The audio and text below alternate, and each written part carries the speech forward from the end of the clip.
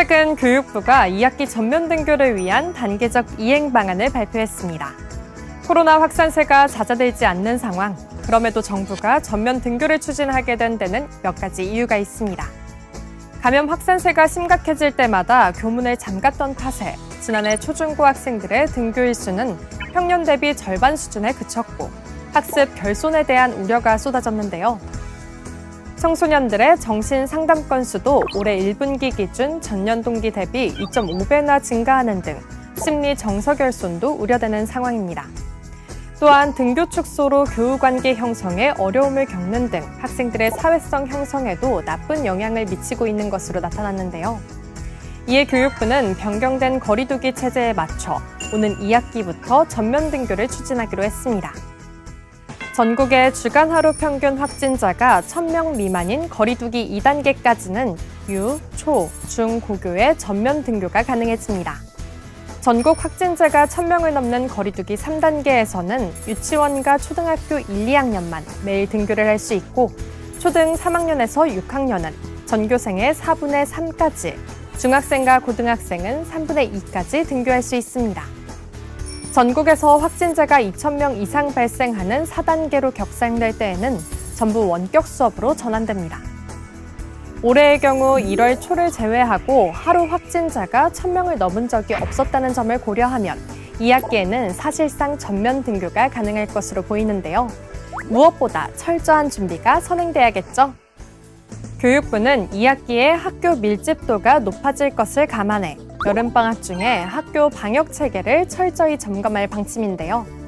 우선 유초중고교 전 교직원과 고3을 비롯한 대입 수험생, 초중고 방과 후 강사에 대한 백신 접종을 8월까지 완료할 계획입니다. 더불어 입시 담당 대학 관계자와 대입 예체능 학원 강사에 대한 접종도 질병청과 협의 중입니다. 또한 자칫 감염 확산의 고리가 될 수 있는 급식실 방역을 위해 칸막이 설치를 확대할 방침인데요.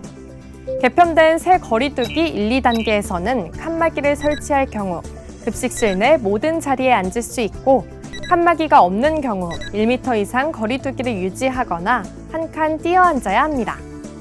3단계에서는 식탁 칸막이를 반드시 설치하고 한 칸 띄어 앉기도 함께 시행해야 하는데요. 거리두기 4단계가 되면 원격 수업으로 전환돼 급식도 중단됩니다.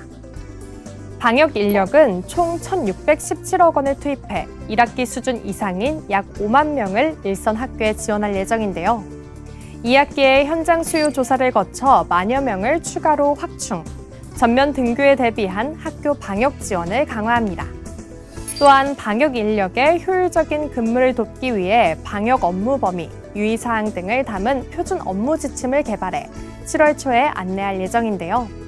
무증상 감염자의 선제 발견이 중요한 만큼 7월까지 학교 PCR 이동 검체팀 운영을 활성화하고 8월까지 학원 종사자에 대한 선제적 진단 검사도 실시할 계획입니다. 더불어 2학기 개학을 전후로 3주간 학교 학원 집중 방역 주간을 운영하는 등 치밀하게 전면 등교를 준비할 방침입니다. 교육부는 2학기 전면 등교와 함께 학생들의 정서와 사회성을 회복할 방안도 추진하는데요. 약 3,600만 명의 1차 백신 접종이 완료될 예정인 10월부터는 방역 조치로 제한됐던 토의 토론 등 소통 수업, 실험 실습, 창의적 체험 활동 등의 운영을 통해 교육과정 정상화를 추진합니다. 코로나19로 인한 위기는 한편으론 미래 교육을 준비할 수 있는 기회가 되고 있는데요. 교육부는 그동안 구축한 인프라와 교사의 원격 수업 운영 경험을 바탕으로 온 오프라인이 연계된 미래형 수업 혁신에 본격적으로 나서고 또한 한국형 뉴딜 정책 중 하나인 그린 스마트 미래학교를 구성하는 스마트 교실 등을 본격적으로 구축, 국내외 전문가와 학교 등을 실시간으로 연결하는 온 오프라인 융합 수업을 시행할 예정입니다. 이제 우리 어른들이 학교에 가야만 온전히 누릴 수 있는 것들을 아이들에게 돌려줘야 합니다. 17개월 만에 활짝 열리게 될 교문. 아이들이 멈춤 없이 학교에 나갈 수 있도록 학부모는 물론 국민 모두가 한마음으로 백신 접종과 방역수칙 준수에 동참해 주시길 바랍니다.